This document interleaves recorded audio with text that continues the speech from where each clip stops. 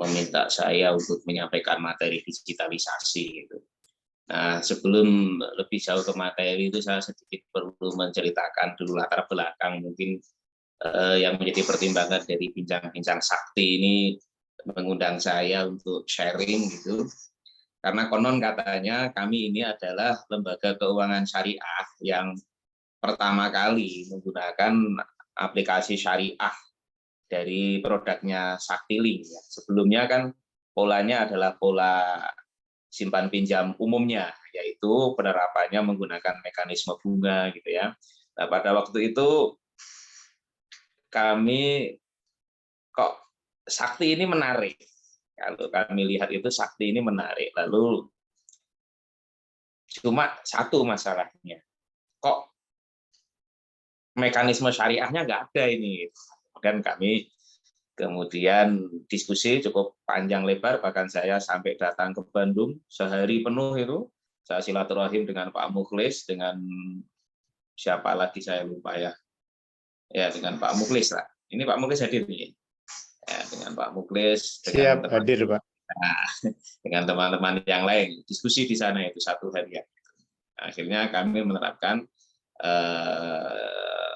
digitalisasi menggunakan Sakti yang memenuhi kaidah atau ketentuan kesyariahan. Itu ya.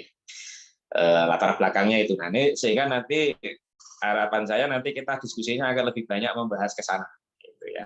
Tentang sharing semacam itu barangkali ada dari teman-teman yang selama ini masih sebagai KSP kemudian memiliki ketertarikan untuk mengembangkan ke unit yang syariah, nanti bisa dikembangkan ke sana. Nanti saya akan banyak sharing di sana. Materi itu sebenarnya malah di akhir-akhir, saya sampaikan di akhir karena saya katakan ya intinya nanti di situ saya akan banyak sharingnya.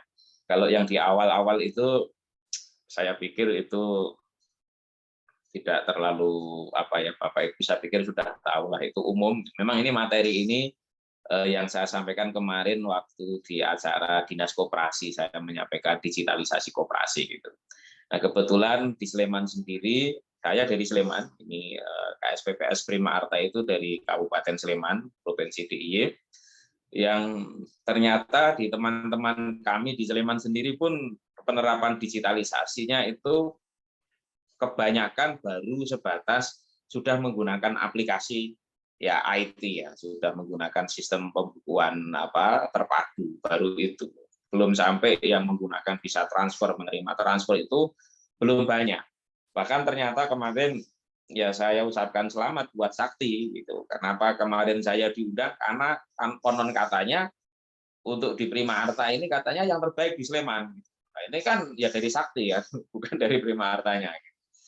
Nah, itu katanya seperti itu. Saya nggak tahu apakah memang seperti itu atau tidak, tapi saya memang mengcross-check ke beberapa teman-teman, belum ada yang bisa sekomplit dari Sakti ini. Itu latar belakangnya ya. Kemudian kalau untuk saya ini di Prima Arta ini sejak tahun 2005 menggunakan Sakti ini, digitalisasi ini, kalau pengertian digitalisasi itu sebatas menggunakan aplikasi pembukuan terpadu ya itu sudah lama ya, sejak tahun 2006 itu kami sudah pakai. Tetapi ini terus kita kembangkan. Nah, digitalisasi ini tidak terbatas pada pembukuan, tetapi juga sampai ke SDM, sampai ke pemasaran. Dan ini slide-nya disampaikan nggak, Mas? Ini slide-nya ada ditampilkan tidak? Kalau mau ditampilkan ya lebih bagus, tapi kalau tidak ada ya nanti saya banyak cerita saja. Ada slide-nya bisa ditampilkan tidak? Ditampilkan, Pak. Ditampilkan ya. Silakan slide-nya ditampilkan. Ya. Nah, ini kantor saya itu gambarnya tidak di Swiss ya itu ya. itu nggak tahu itu pakai pakai template. Dilanjut ke slide berikutnya. Nah, ini aktivitas saya di koperasi ini tidak hanya di Prima Arta ini ya, tapi saya di beberapa koperasi. Sekarang ini malah kita di koperasi produsen.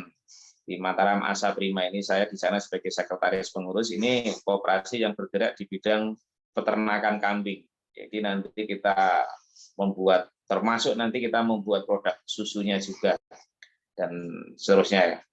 Kalau di aktivitas akademik saya mengajar juga di kampus UII, di Sarjana Terapan Fakultas Ekonomi UII. Lanjut di berikutnya. Ini kalau Prima Arta ini di Sleman, di Jogja ini, kalau yang sudah dapat penghargaan terbaik pertama itu sudah tidak diberi penghargaan lagi. Jadi kami itu sebelumnya tidak pernah dapat penghargaan terbaik di kabupaten. Tahun 2016 itu dapat yang terbaik, udah habis itu tidak pernah dapat penghargaan lagi. Kebetulan di DIY terbaik, kemudian masuk Koperasi Berprestasi Nasional.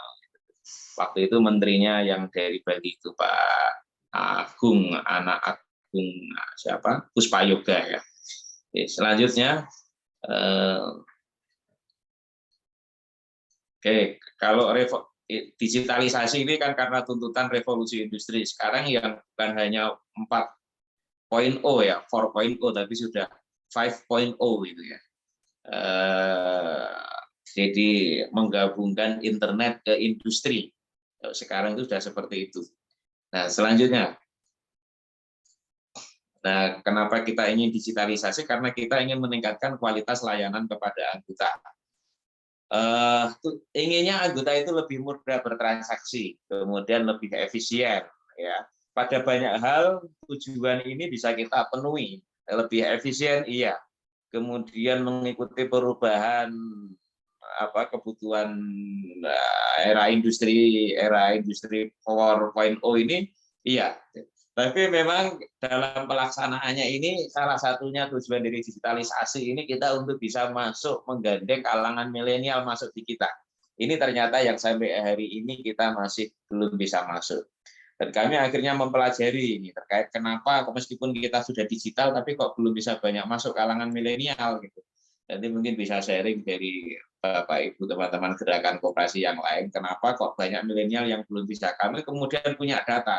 Ternyata yang banyak pembiayaan di kami atau yang mengajukan pinjaman itu adalah orang yang usianya antara 30 sampai 50 tahun. Itu yang paling dominan. Nah, kenapa usia 30 tahun kemudian ya 35 sampai 50 tahun. Kita pelajari cukup detail kita pelajari ternyata kebanyakan dari mereka adalah ternyata anaknya sudah masuk sekolah. Ternyata anaknya harus sudah dibelikan sepeda motor. Ternyata rumahnya harus sudah mulai dibangun lagi, nambah kamar. Nah, biasanya kebutuhan-kebutuhan semacam itu larinya ke koperasi. Nah, ternyata ya pasti usia-usia di atas milenial. Saya ini usianya milenial, tapi milenial yang tua, paling tua. Karena milenial itu dari kelahiran 81, saya kelahiran 82 akhir. Nah, ini kita sudah menggunakan digitalisasi dalam artian sebetulnya sudah bisa transfer, cek saldo, menerima transfer gitu ya. Kemudian cek saldo pembiayaannya berapa, cek angsurannya berapa itu sudah bisa dilihat. Tetapi kalau untuk sampai ke kalangan milenial ternyata kita belum bisa masuk karena itu ya. Karena ternyata kebutuhan dana mereka atau kebutuhan jasa keuangan mereka itu pilihannya tidak hanya di koperasi. Ini kita sudah berdigitalisasi, tapi salah satunya kita belum sampai ke sana. Ya ada, tetapi belum masif gitu ya. Gitu. Mudah-mudahan ya nanti bisa lebih masif lagi. Selanjutnya, slide berikutnya. Kemudian untuk digitalisasi SDM, kalau di kami kalau untuk SDM ini belum semuanya digitalisasi menggunakan menggunakan aplikasi ya. Kalau kita ada penilaian SDM itu namanya KPI, Key Performance Indicator, ini kita update. Kalau kemarin-kemarin kita buat tiap hari, karena sekarang kita cukup 1 bulan sekali ini, sementara ini masih pakai Google Drive. Ya, kalau selanjutnya. Nah, kemudian ya Google Drive ini kita maksimalkan tidak hanya untuk KPI, tapi untuk banyak hal, proses pembiayaan, kontrol pembiayaan, penilaian kerja, penilaian budaya kerja, laporan, dan lain sebagainya kita menggunakan Google Drive. Saya pikir ini kalau di tempat teman-teman yang lain, saya yakin sudah banyak yang menggunakan. Walaupun ternyata saya banyak sharing dengan teman-teman di Sleman itu belum. Ternyata masih banyak yang pola-polanya masih manual gitu ya. Sehingga untuk melihat data dan lain sebagainya itu harus datang ke kantor. Nah, kalau dengan Google Drive ini untuk bisa bekerja di manapun. Ini mungkin sesuatu hal yang ya bukan hal yang baru lah, apalagi bagi mereka yang sudah sangat familiar dengan digital ya.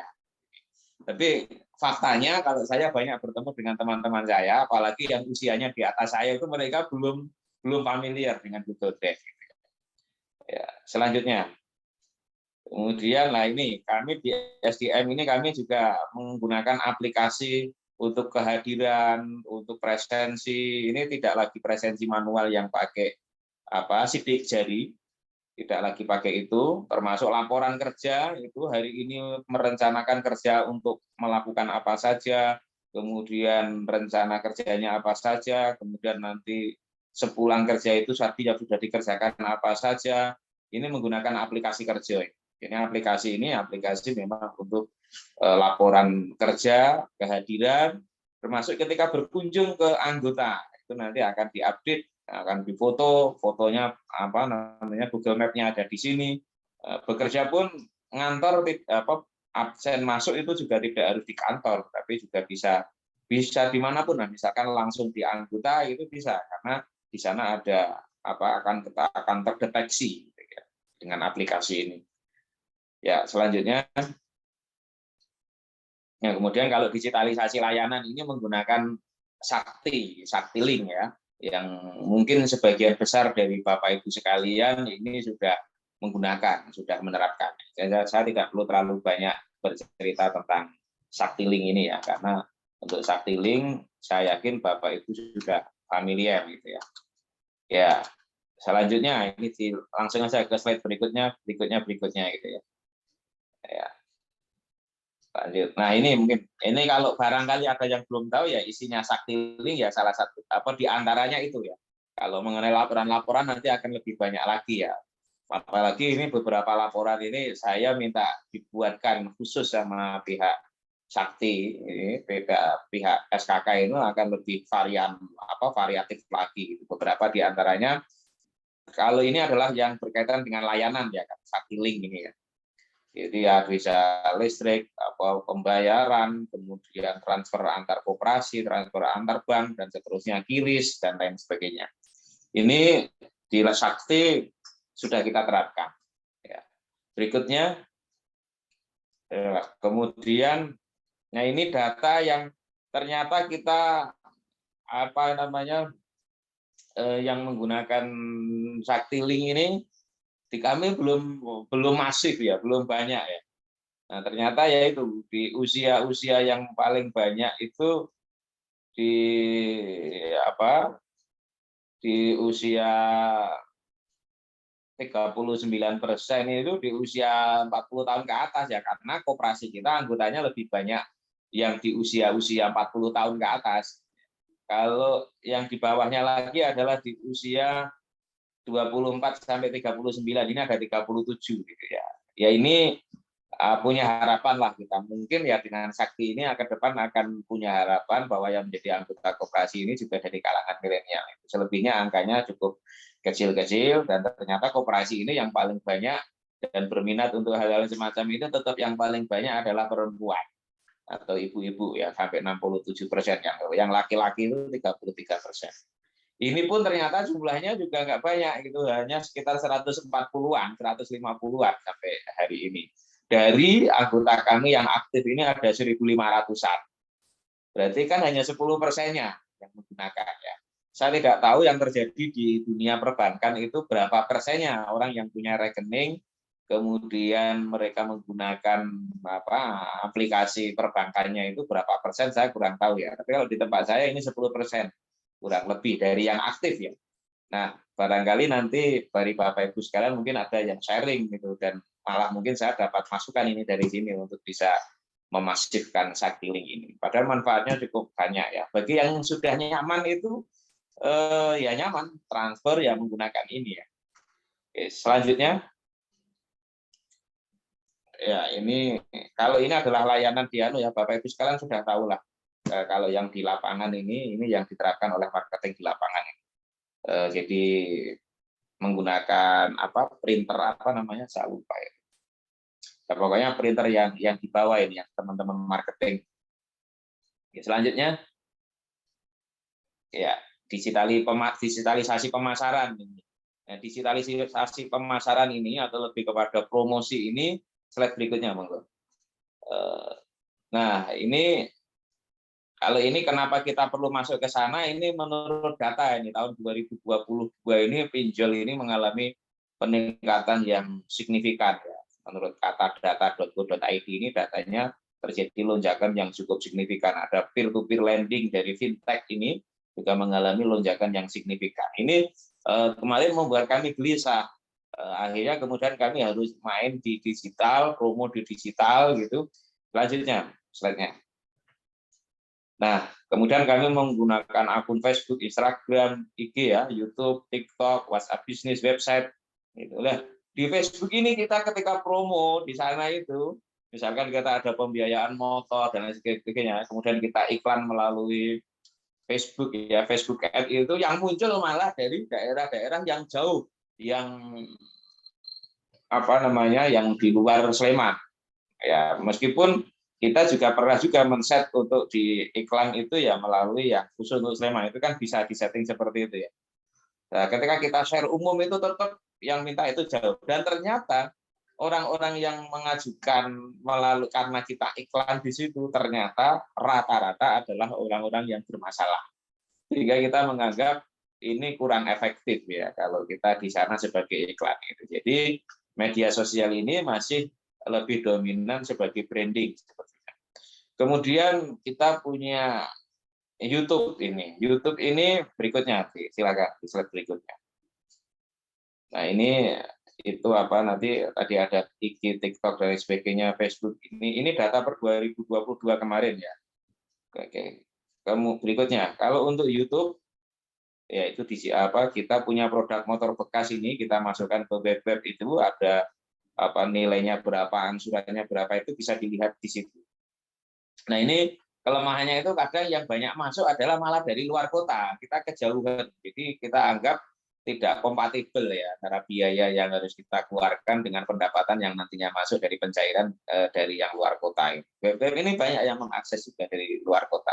Selanjutnya, nah kemudian ini YouTube ini kita subscriber kita itu ada 2.100-an, sangat sedikit sekali, masih sangat minim sekali. Tapi ternyata ketika kita bandingkan ke ke teman-teman di Jogja yang menggunakan YouTube ini, ternyata kita masih yang paling tinggi di Jogja ini.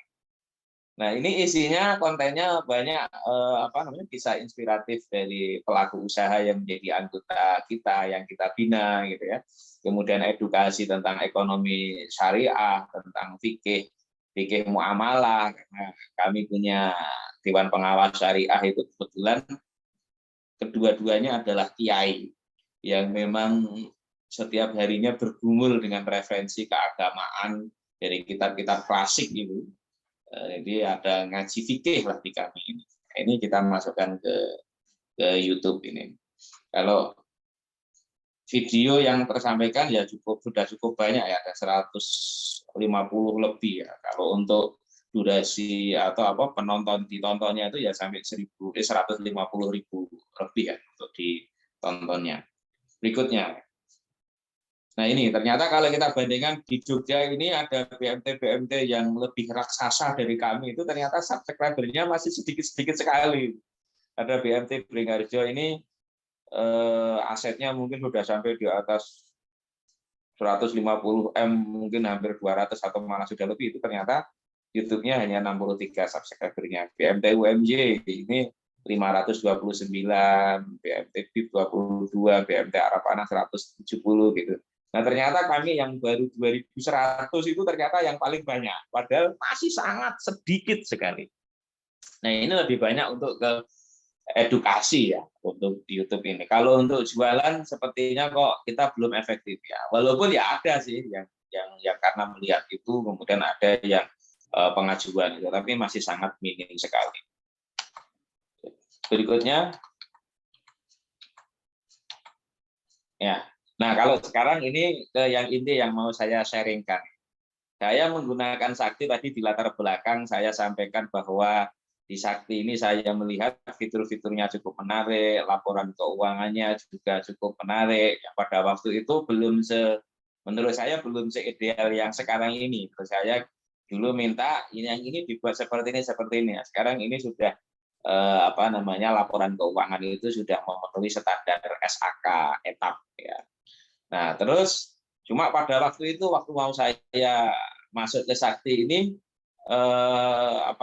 pola pola pola transaksi simpanan yaitu menggunakan mekanisme bunga.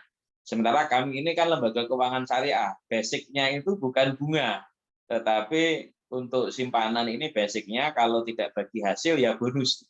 Ini saya mohon maaf materinya ternyata belum lengkap di situ. Saya belum menyampaikan teori-teori tentang distribusi bagi hasil, tapi saya langsung praktek aja di situ. Nanti mudah-mudahan bisa saya lengkapi setelah ini.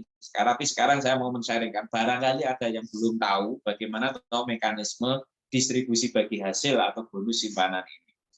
Apa bedanya bonus dengan bagi hasil? Bonus itu untuk simpanan yang akadnya adalah wadiah. Kalau bagi hasil itu untuk simpanan atau tabungan yang akadnya adalah mudharabah. Apa bedanya wadiah dengan mudharabah? Nah, ini satu hal yang nanti harus saya tambahkan itu di slide ya. Ini di sini belum ada. Mudharabah itu adalah menggunakan mekanisme bagi hasil. Jadi mudharabah itu pengertiannya adalah pemilik dana itu disebutnya sahibul mal atau pemilik dana. Sahibul mal itu bahasa Indonesianya pemilik dana. Sahibul mal atau pemilik uang berarti penabung dalam hal ini. Kemudian koperasi syariah atau KSPPS atau BMT atau lembaga keuangan syariah atau bahkan bank syariah ini adalah selaku pihak yang mengelola uang itu. Nah, mengelola uang dari modal orang lain ini disebutnya dengan akad mudharabah. Nah, maka pengelola dari akad mudharabah ini adalah mudharib. Ini secara teorinya seperti itu. Karena ini adalah uang yang dikelola, memang investasi untuk dikelola, maka pengelola nanti akan memberikan bagi hasil. Sehingga akad mudharabah ini nanti keuntungannya berupa bagi hasil. Lalu kalau wadiah bagaimana? Kalau wadiah itu orang nabung, orang nitip. Namanya itu wadiah, itu artinya titipan. Kalau dalam bahasa Arab, wadiah itu artinya penitipan. Artinya orang menabung di bank itu untuk nitip. Karena sejak awal akadnya adalah nitip, bukan investasi, maka dari pihak bank tidak perlu atau tidak ada kewajiban memberikan bagi hasil. Tetapi karena orang di mana-mana kalau nabung di bank itu ya ada bunganya, maka lembaga keuangan syariah itu tidak memberi bunga, tapi dia memberi bonus atas orang penitipan itu. Dan ini tidak bisa diperjanjikan di depan. Bagi hasil pun tidak bisa diperjanjikan di depan. Kalau konvensional kan atau yang umum kan dijanjikan di depan bunganya sekian persen per tahun atau bunganya sekian persen per bulan. Nah, kalau lembaga keuangan syariah yang diperjanjikan adalah porsi atau nisbah keuntungan. Berapa porsinya? Ya nanti mungkin 30-70, 30 untuk anggota, 70 untuk koperasi. Loh kok koperasi lebih banyak? Ya karena koperasi di sana ada pengelola, ada biaya macam-macam dan lain sebagainya. Nah, seperti itu ya. Itu kalau bagi hasil. Kalau bonus bagaimana? Ya kalau bonus karena dasarnya orang menabung itu karena nitip. Sehingga karena nitip tidak ada kewajiban bagi kami untuk memberikan imbal hasil. Sehingga bonus ini juga tidak kita perjanjikan di depan.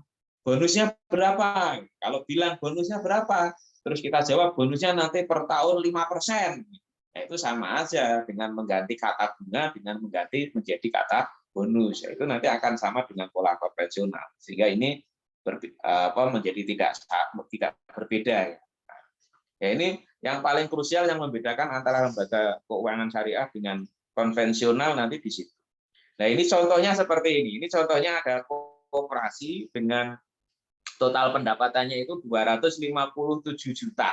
Yang 250 itu merupakan pendapatan operasional.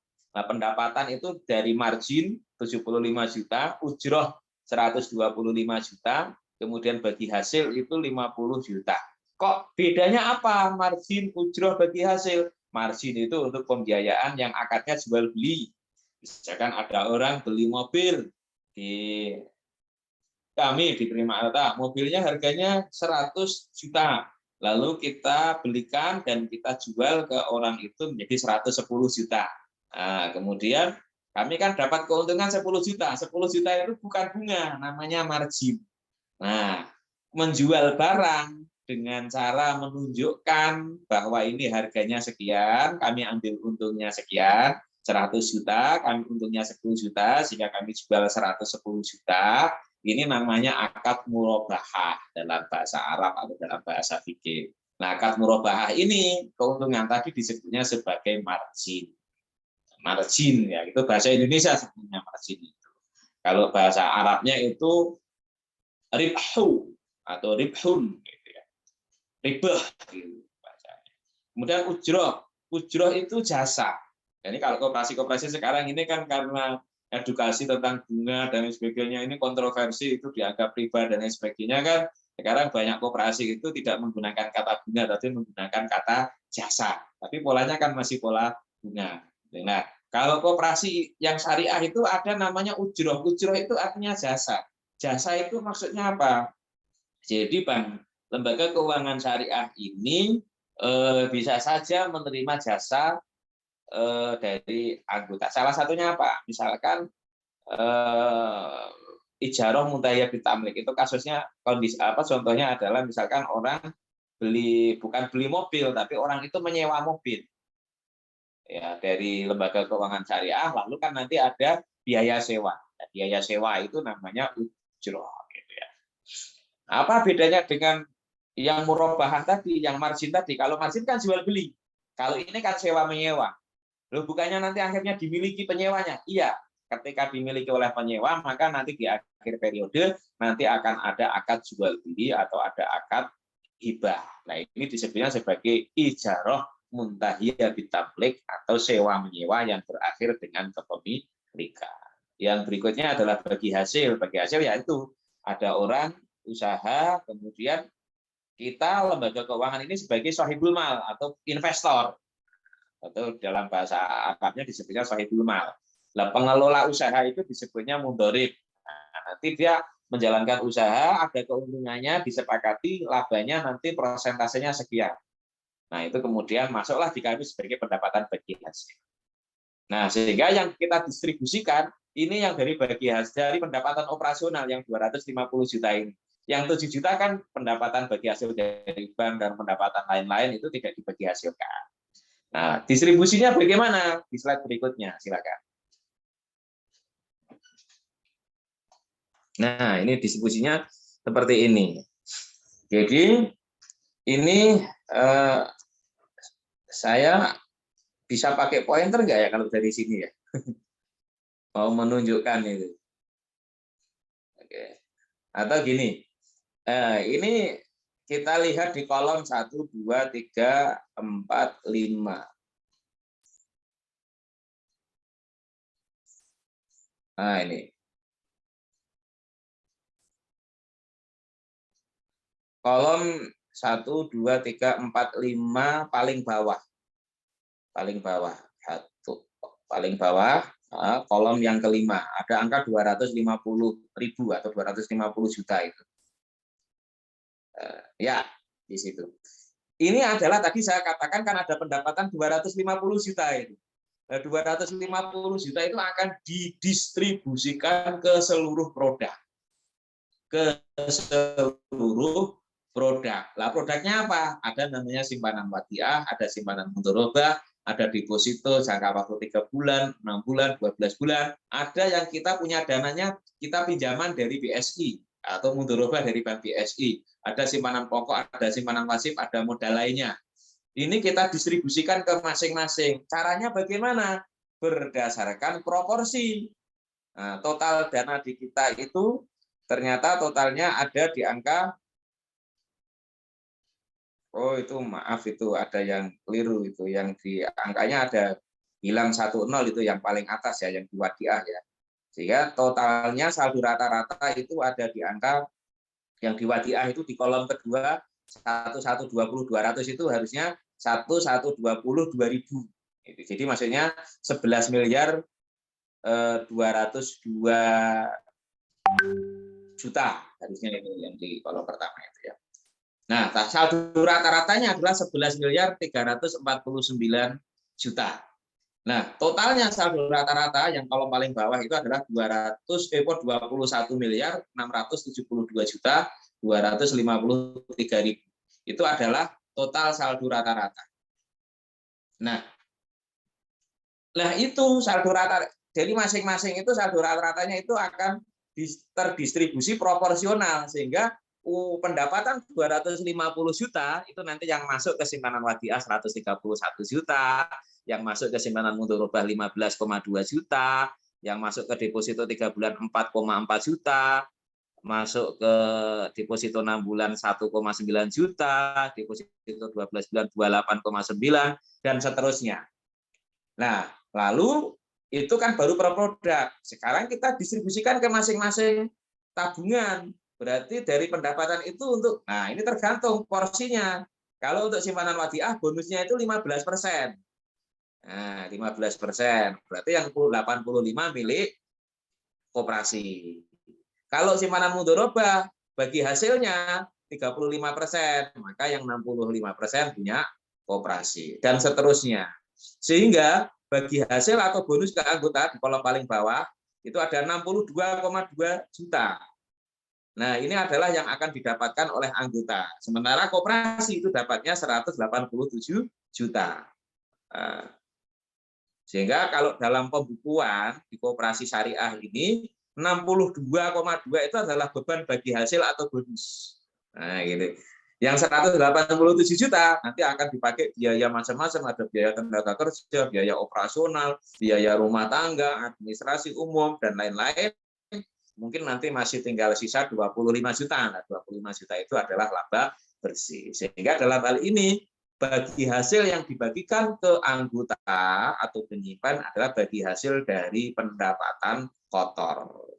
Ya, ini namanya berarti menggunakan metode revenue sharing atau bagi hasil berdasarkan pendapatan kotor. Ada yang menerapkan profit sharing berdasarkan dari laba bersih. Nah, tapi yang kita terapkan ini yang dari revenue sharing. Nah, sekarang bagaimana untuk mendistribusikan ke masing-masing anggota? Nah, tergantung anggota punya simpanan berapa, punya saldo rata-rata berapa. Itu. Buka di slide berikutnya, Mas. Nah, ini contohnya.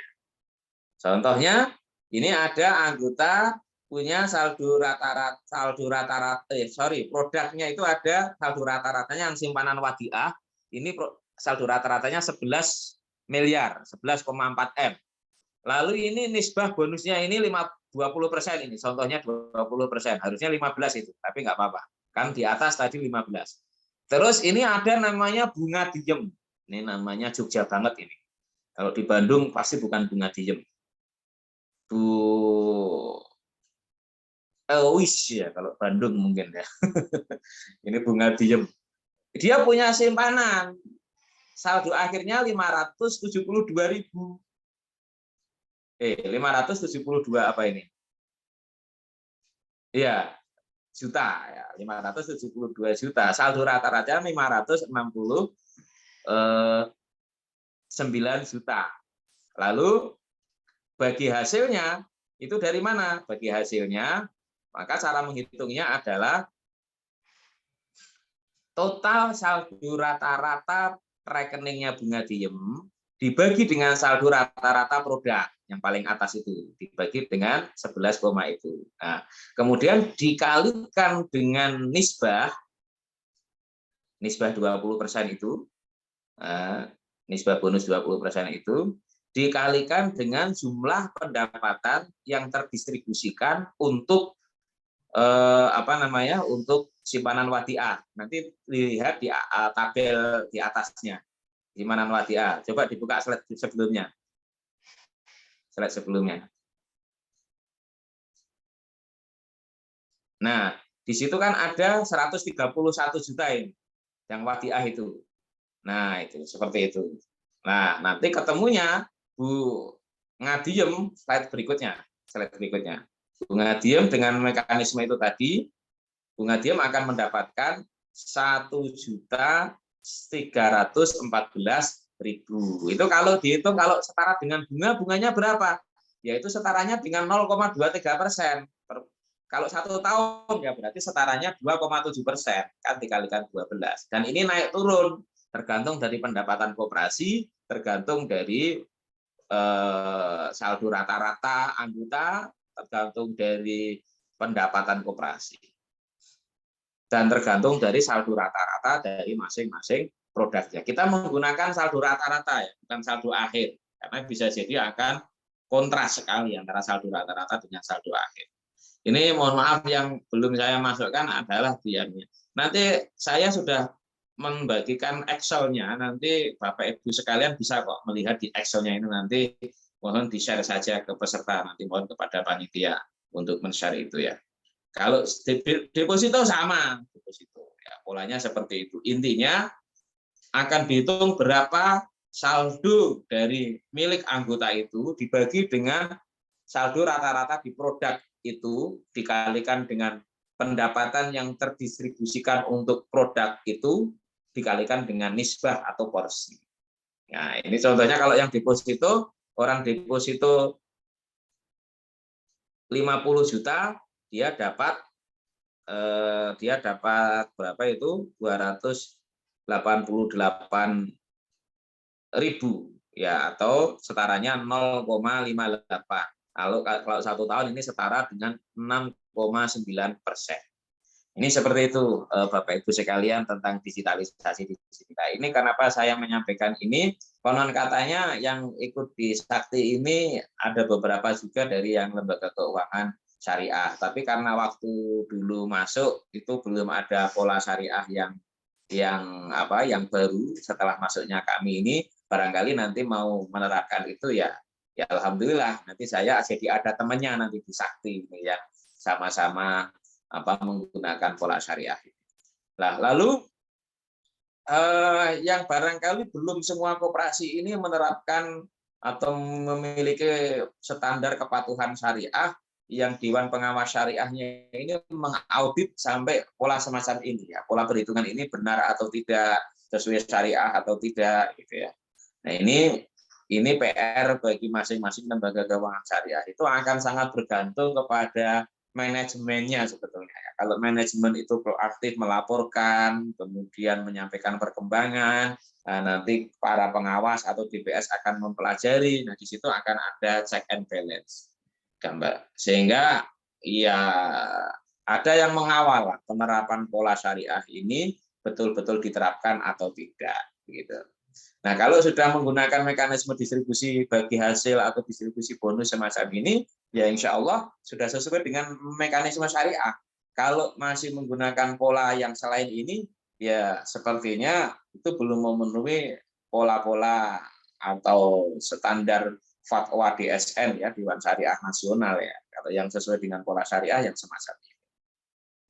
Ya, barangkali itu Mas pembawa acara atau host atau moderator, saya lupa namanya siapa ya.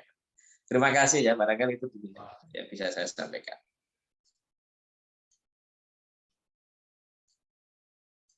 Oke, baik, terima kasih ya Pak Latif penyampaian materinya. Oke, selanjutnya kita masuk pada sesi diskusi dan tanya jawab ya. Nah, silakan bagi Bapak Ibu yang mau bertanya bisa diaktifkan ya mikrofon ataupun videonya. Nah, saya persilahkan. Nah, atau barangkali ada yang mau didiskusikan terkait materi hari ini untuk penerapan digitalisasi pada lembaga keuangan syariah ya.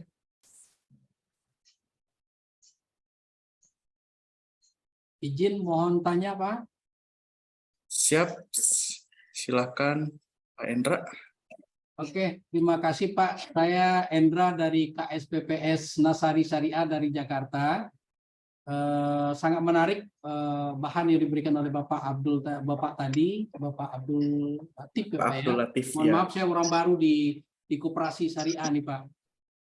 Ya, Pak. Ingin saya tanyakan sama Pak Abdul adalah pertama tentang kita udah pakai digitalisasi ya Pak. Digitalisasi udah cukup bagus ini Pak. Saya rasa cukup ini sangat-sangat menarik, juga merupakan sebuah ini juga bagi kami KSPPS Nasari yang kami kalau Nasarinya itu udah cukup lama sejak tahun 98. Cuma yang syariahnya kan baru nih Pak ya. Kita baru karena kita juga ada kanak-kanum dari Aceh. Jadi kita yang di Aceh kita konversi menjadi syariah.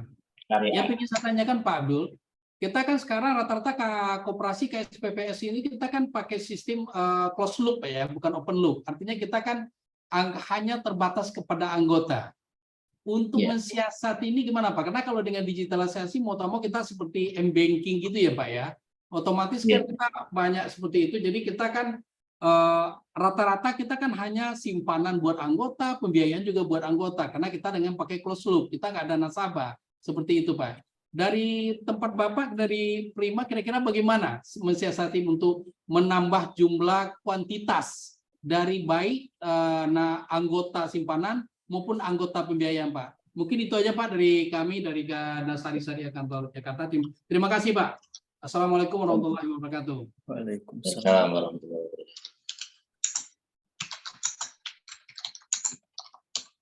Oke, terima kasih ya Pak Endra untuk pertanyaannya. Nah, oke, bisa langsung dijawab ya oleh Pak Latif untuk pertanyaan Pak Endra. Baik, terima kasih Pak Endra. Salam kenal dari Nasari. Ini senior ini, Nasari ini ada di mana-mana Pak. Dan kabar barunya saya baru dengar ternyata Nasari juga ada syariah ya, karena di Aceh ya. Mudah-mudahan nanti juga bisa membuat di cabang-cabang yang lain dengan pola syariah. Amin insya Allah Pak. Amin insya Allah Pak. Progres Pak.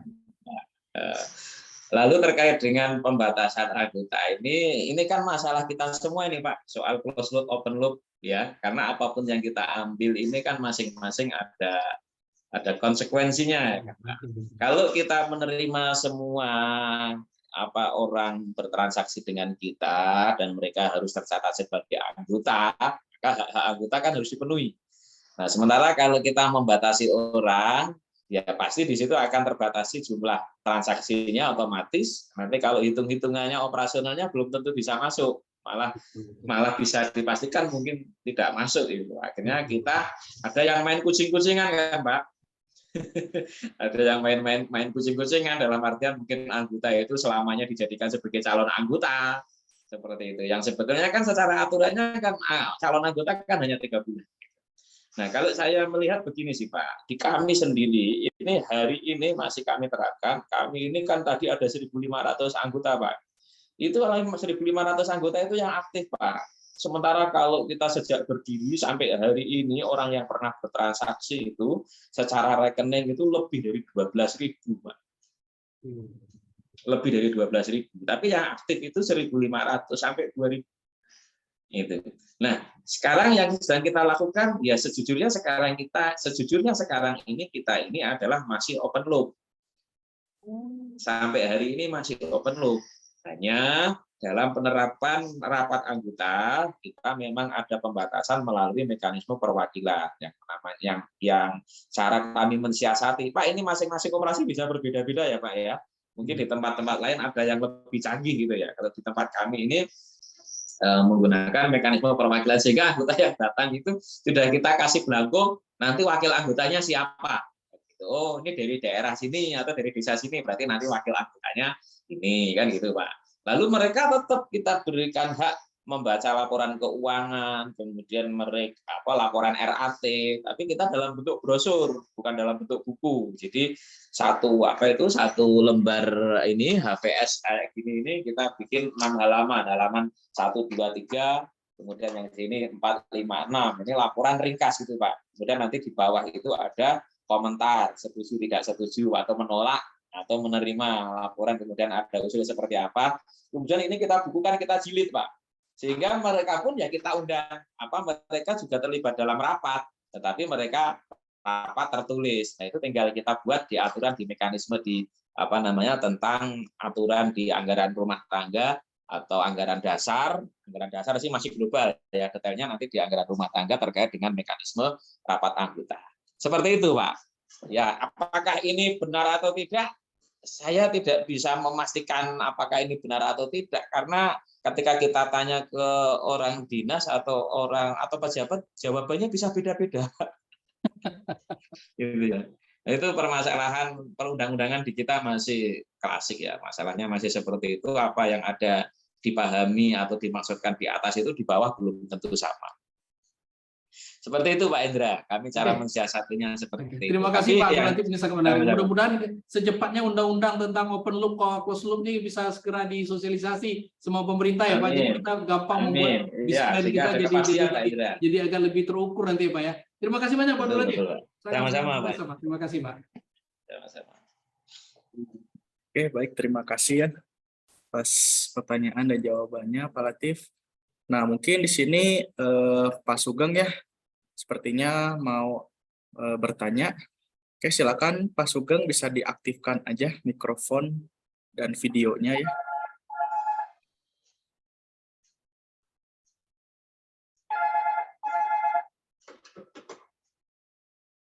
Halo, Pak Sugeng.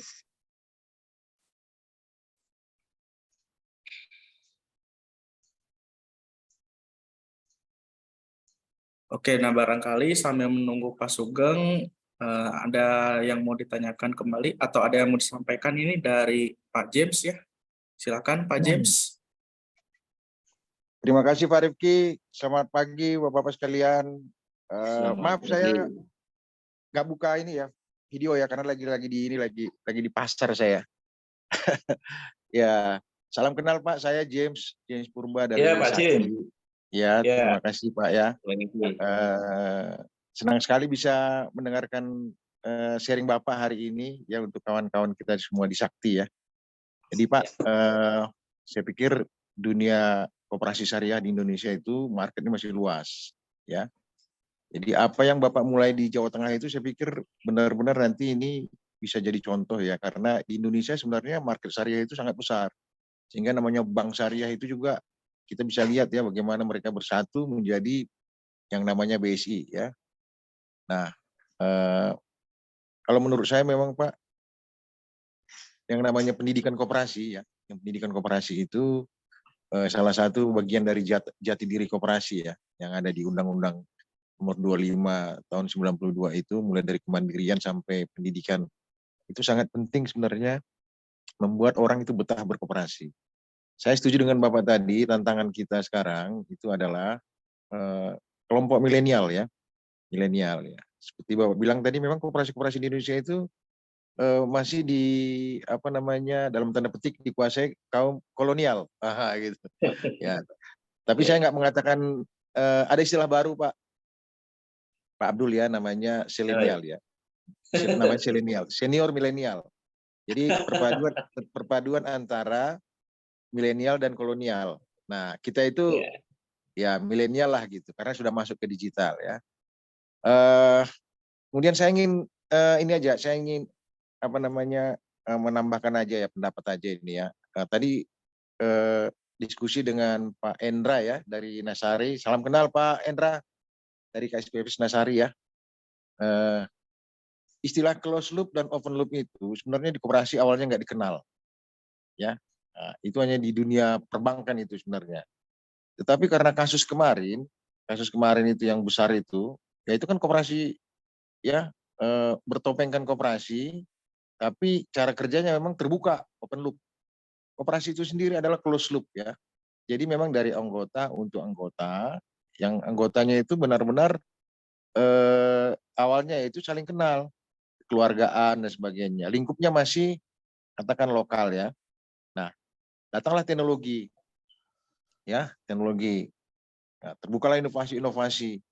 Muncullah namanya koperasi yang dalam tanda petik open loop ya. Open loop yang kalau open loop itu sendiri pengertiannya adalah dia bisa menerima simpanan di luar anggota. Ya, apakah itu nanti anggota luar biasa, anggota apapun namanya. Itu dijelaskan masing-masing koperasi di anggaran rumah tangganya. Sampai kalau anggaran dasar mungkin standar ya, anggaran dasar. Anggaran rumah tangganya itu yang mengatur itu. Jadi menurut saya apalagi sekarang kan yang namanya KSP itu lagi moratorium izin KSP itu moratorium. Jadi yang sudah jadi KSP seperti Nasari itu diamankan aja gitu ya kan. Tapi nanti ada aturan memang di undang-undang itu akan diatur antara akan muncul istilah open loop dan close loop. Jadi ada yang open loop itu ya yang besar-besar nantilah ya. Nah, sementara kita harus kembali ke jati diri koperasi, yaitu kekeluargaan, ya, gotong royong, ya, kemandirian dan sebagainya begitu, Pak. Itu aja lu pengantar, Pak ya. Oh, satu lagi, Pak. Itu tadi mengenai kawan-kawan semua ya, ini kawan-kawan semua ya. Digitalisasi itu memang tidak hanya sekedar komputerisasi yang misalnya administrasi keuangan, administrasi pemasaran, ya anggota dan sebagainya. Digitalisasi maksud di sini itu memang kita sudah anggota itu mengakses ya. Jadi kita seperti punya mobile koperasi. Saya kebetulan kemarin baru pulang dari ini Pak Lati, baru pulang dari Purwokerto dan Banjarnegara. Ya, sayang kita belum kenal ya. Kalau nggak saya singgah itu ke Sleman itu. Wah, kapan-kapan Pak? Iya, jadi saya pikir teman-teman di daerah itu perlu di endorse ya.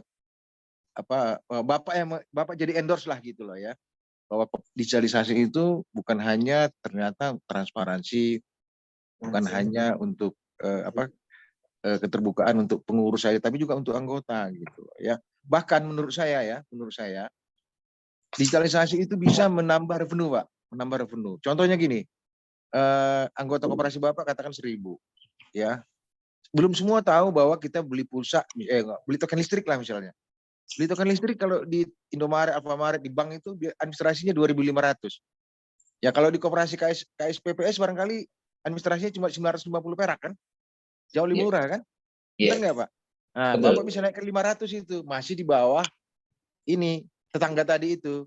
Nah, jadi dengan keuntungan 500 perak aja untuk koperasi ya, itu sudah rasa memiliki dari kawan-kawan itu sudah terbangun gitu loh.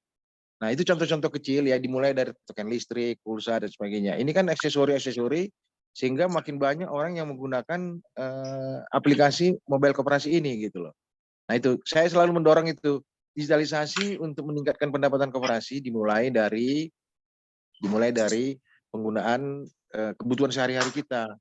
Ya, kebutuhan sehari-hari kita gitu ya. Itu saya pikir pulsa, token listrik udah sehari-hari lah. Baru masuk BPJS dan sebagainya gitu. Itu Pak, nanti saya kepanjangan mau Pak. Saya kalau saya udah ngomong itu nggak berhenti Pak Latif. Terima kasih Pak Riki. Sama-sama Pak. Ya. Ya.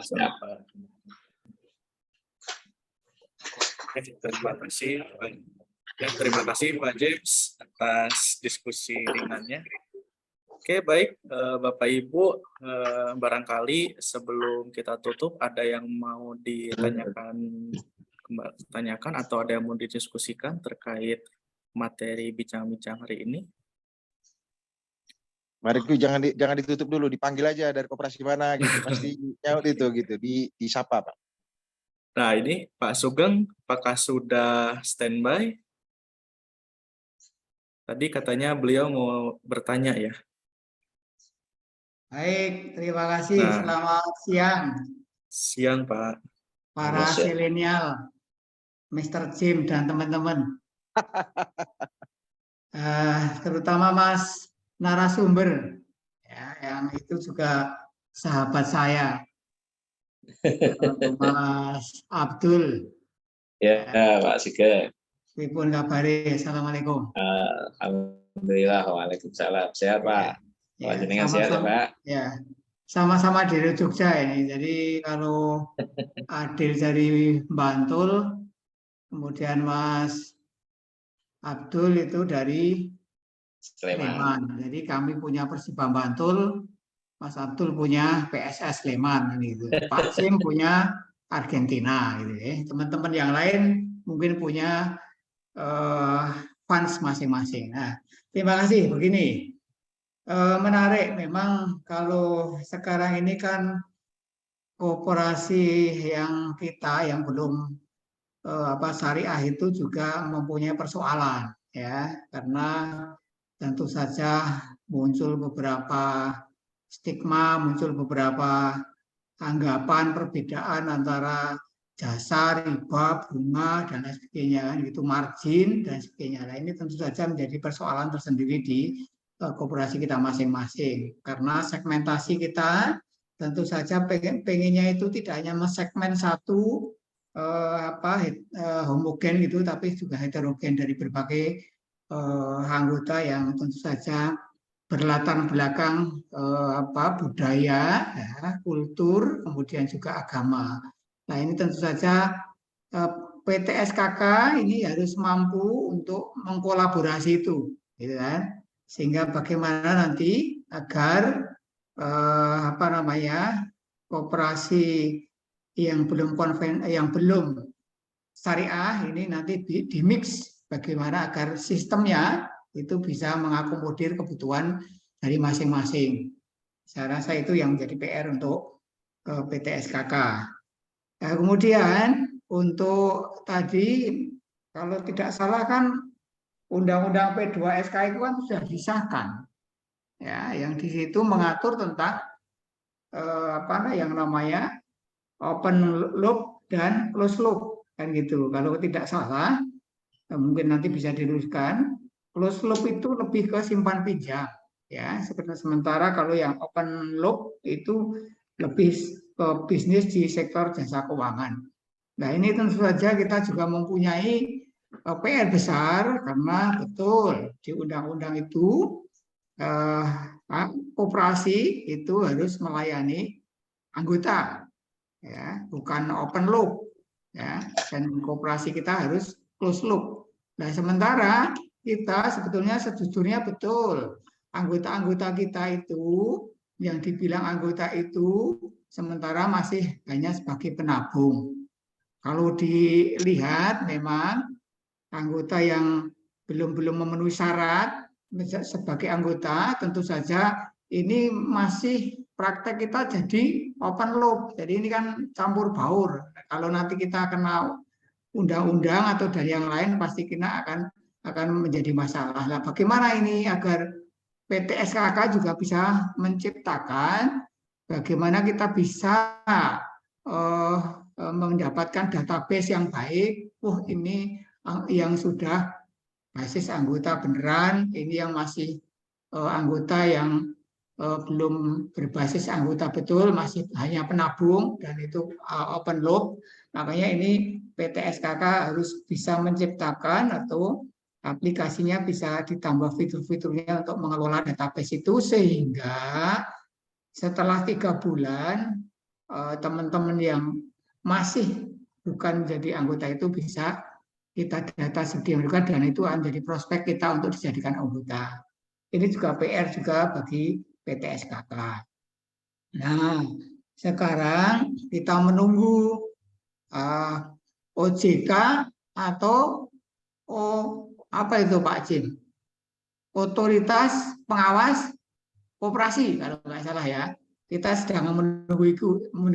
Nah, mudah-mudahan nanti antara OJK dan OPK itu Otoritas Pengawas Koperasi itu nanti betul-betul bisa membawa kita ke arah yang memang apakah kita ini yang tadinya masih campur baur antara open loop dan closed loop, ini nanti kita bisa melakukan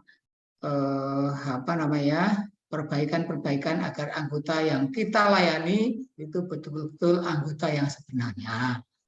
Saya rasa itu yang bisa kami sampaikan. Oh ya, saya masih ingat ini. Tadi Pak Abdul ya menyampaikan katanya syariah panjenengan itu sudah berbasis SKK etap laporan keuangannya. Lawang aku sing wis 5 tahun. Ini aja kemarin saya masih berwacana dengan ini tim SKK. Jadi monggo ini tim SKK kalau memang syariah sudah berbasis SKK etap, lalu ya kita monggo segera tinggal pindah syariah aja Pak. Ya. Tinggal pindah ke migrasi ke syariah udah jadi itu nanti. Ini perkaranya bukan soal pindah dan tidak, kan? Perkaranya komitmen SKK terhadap yang belum konvensional, yang belum syariah. Jadi nanti arah kita mau ke sana. Sehingga mungkin saja kita bisa membuat 2 koperasi yang nanti syariah, yang sanksi tidak, kan gitu Mas.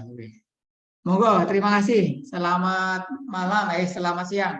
Semoga di hari koperasi esok kita lebih baik dan digitalisasi itu betul-betul digital betul, bukan hanya jargon yang digitalisasi yang tidak berbasis sebenarnya. Terima kasih. Selamat siang.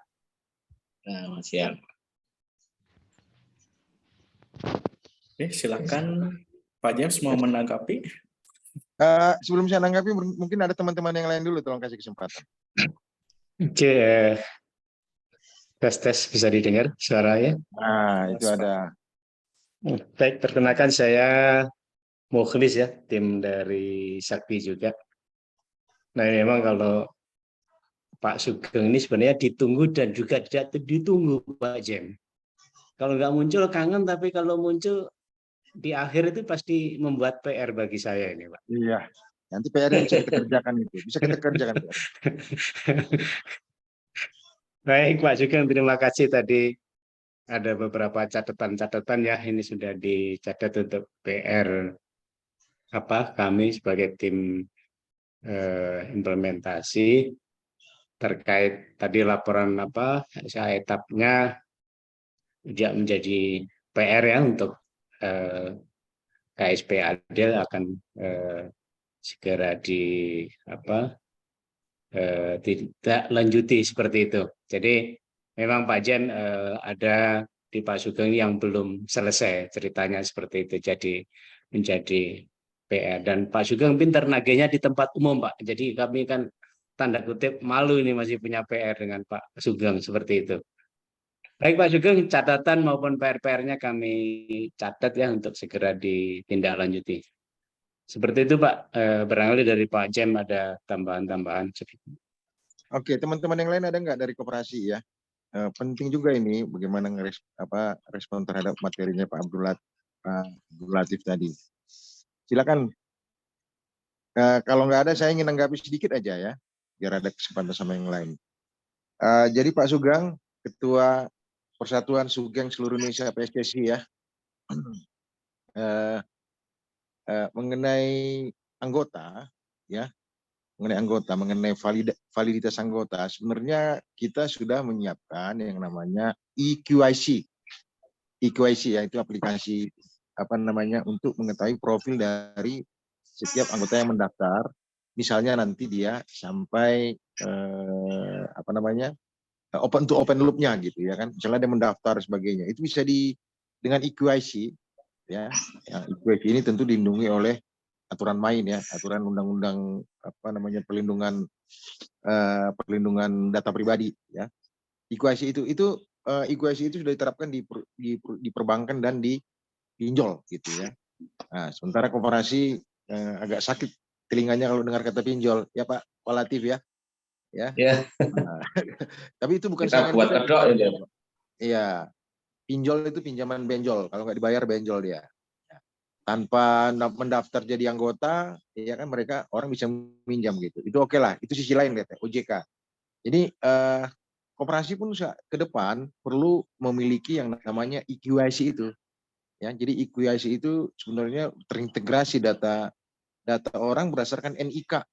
Ya, NIK. Ya, EQIC itu sebenarnya sudah ada sekarang, cuma belum kita implementasikan, dan itu harus di order itu Pak, kebutuhannya gitu loh. Karena data-data misalnya tadi seperti Pak Latif ya, Pak Abdul Latif, anggotanya ternyata ada yang dari Sulawesi mendaftar gitu loh.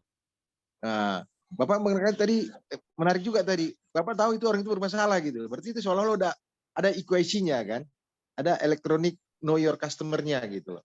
Jadi tahu kita profil orang itu. Nah, termasuk juga anggota yang sekarang ada, misalnya ya, nah, kita bisa mengakses itu. Misalnya dia masih duduk di bangku anggota luar biasa yang belum jadi anggota misalnya.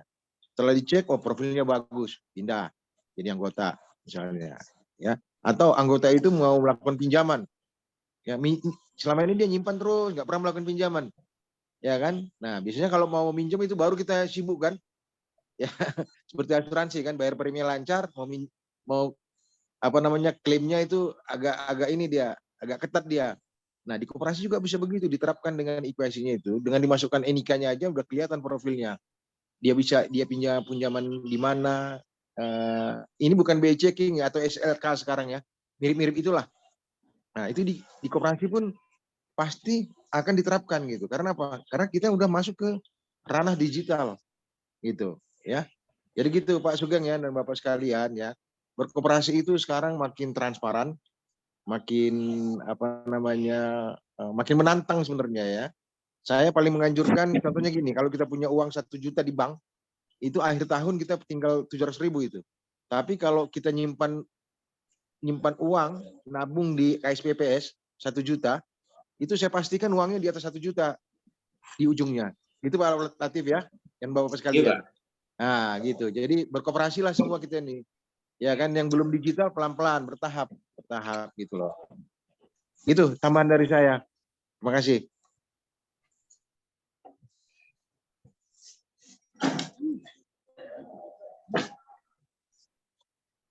Pak Rifki, silakan. Oke, siap. Terima kasih ya Pak Sugeng, Pak James, dan Pak Muklis. Nah, barangkali dari teman-teman koperasi yang lain ini ada lagi yang mau didiskusikan atau yang mau ditanyakan?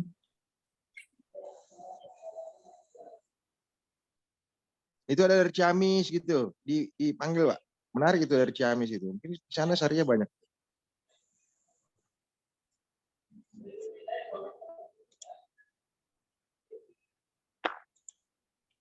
Oke, nah untuk materi hari ini sudah kami share ya di kolom chat Zoom. Jadi bagi Bapak Ibu yang mau mendownloadnya itu silahkan, dan barangkali mau dipelajari juga.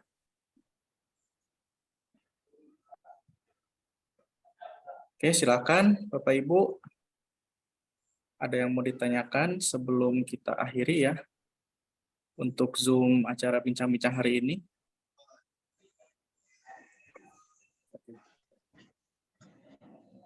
Oke, kalau tidak ada, oke di sini kita akan akhiri ya. Alhamdulillah waktu tidak terasa dan kegiatan telah selesai. Semoga dari penyampaian dari Pak Latif ya bisa bermanfaat dan membantu Bapak Ibu memiliki untuk gambaran ya mengenai penerapan digitalisasi pada lembaga keuangan syariah. Baik Bapak Ibu yang kami hormati, sampailah kita ke penghujung kegiatan ini. Kami ucapkan terima kasih atas kehadiran dan partisipasi Bapak Ibu.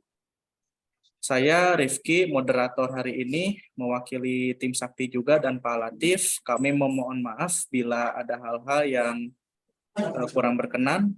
Terima kasih. Wassalamualaikum warahmatullahi wabarakatuh. Waalaikumsalam warahmatullahi wabarakatuh. Terima kasih, mohon maaf. Terima kasih Pak Latif.